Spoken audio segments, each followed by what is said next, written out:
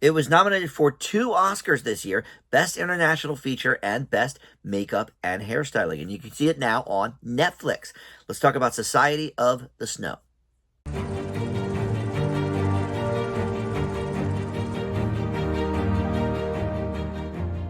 Hey guys, Dan here. This is Dan Reviews It. Welcome to my review for the new film Society of the Snow. This recently went home empty-handed at the Oscars. Those categories went to Zone of Interest for International Feature and Poor Things for Best Makeup and Hairstyling. But still pretty cool to be in the running for a couple of Academy Awards. And this is streaming now on Netflix. And you may be familiar with the subject matter if you saw the movie Alive from back in the 90s with Ethan Hawke, because this covers basically the same tragedy. But we'll get into all of that here in just a moment. First, though, let me welcome you into Dan Reviews It. Thank you for finding this video. We do movie and TV reviews here on the channel, and I try to post something new just about every day, so there's always a lot going on.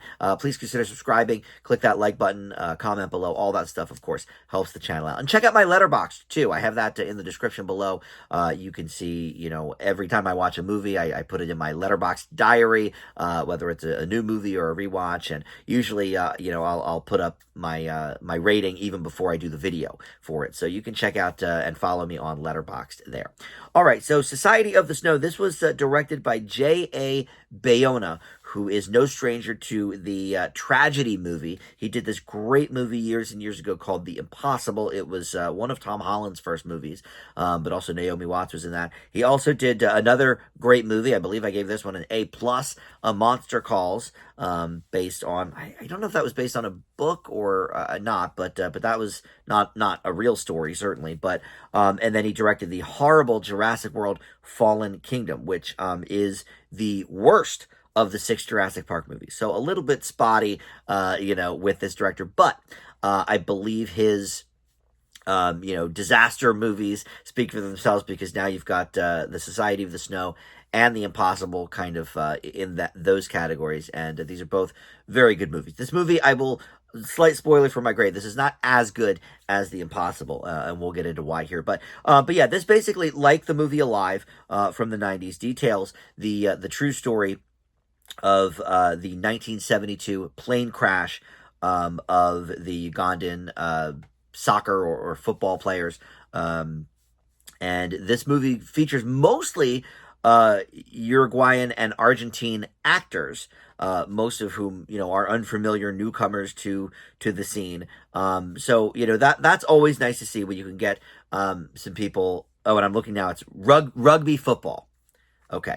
I'm not a sports guy, and there's like one scene of them playing the sport at the beginning, so I apologize for that. But anyway, so they're a rugby team.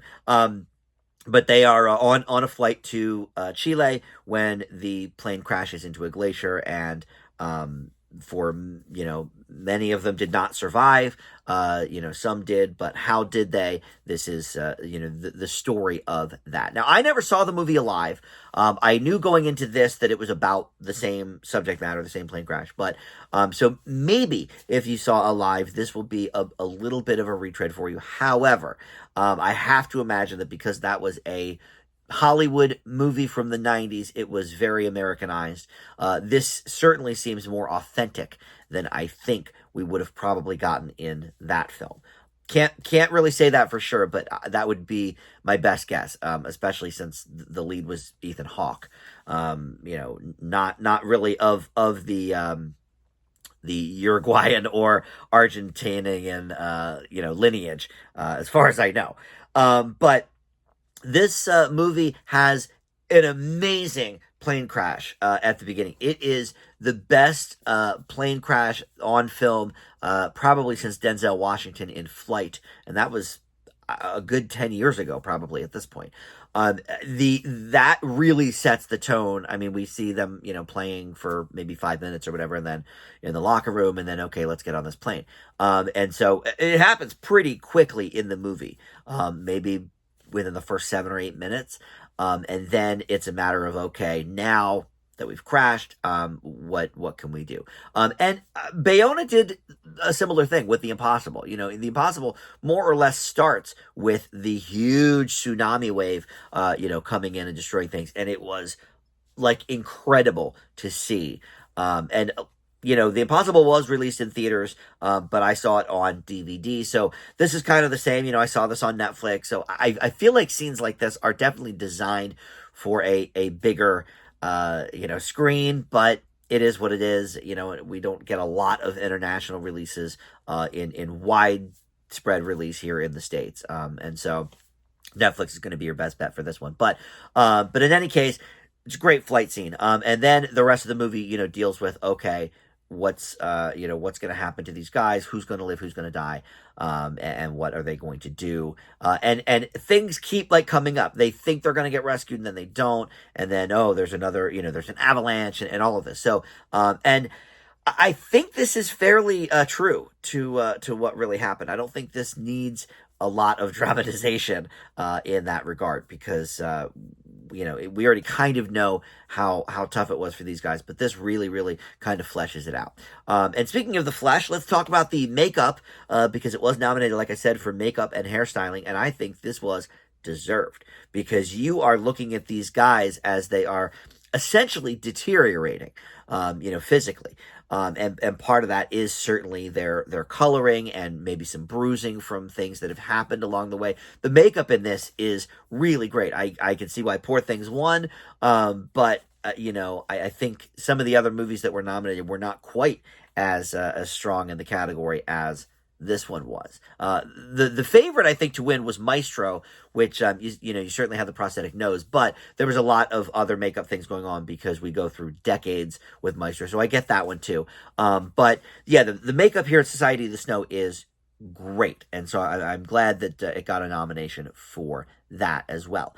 But the problem with the movie is it's a bit lengthy. It's about 2.5 hours, and we never really, with a movie this long, I would have expected, I guess, to know a little bit more about the individuals, and we never really get that. It is okay. Here's the collective, and some of their personalities maybe are coming through. Okay, this one's more jovial or jokey or whatever to get through, and this one's thinking about this or whatever. But we don't know anything about them other than that, sort of as individuals. We don't know anything about their background, and maybe it doesn't matter. Maybe okay, we feel for them either way. Sure, we do. But I guess for a nearly 2.5 hour movie, I would have liked to see a little bit more about their individuality, rather than just, okay, this is a collective of people this horrible thing happened to.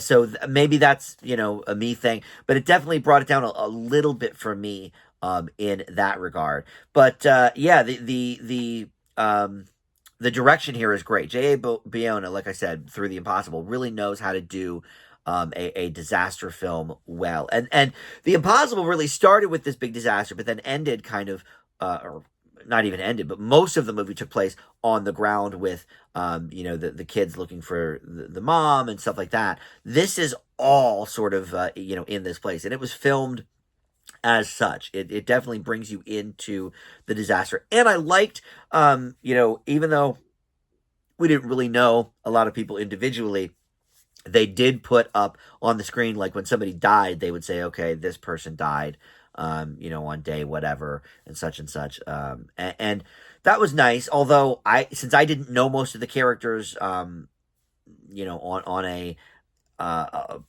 personal level or whatever, it didn't have as much meaning to me as I think it would have had they done that. So yeah, is this a very good movie? Yes. Is it a great movie?